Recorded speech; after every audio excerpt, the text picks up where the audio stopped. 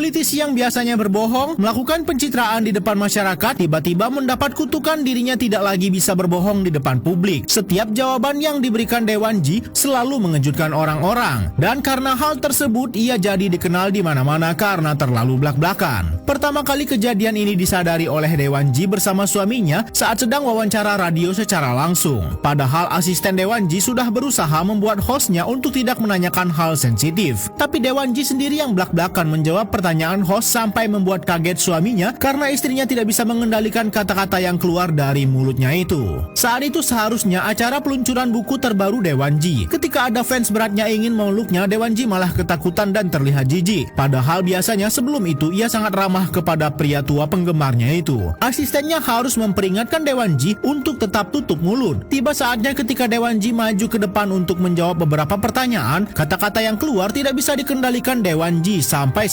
akhirnya asistennya harus sigap membantu bosnya itu.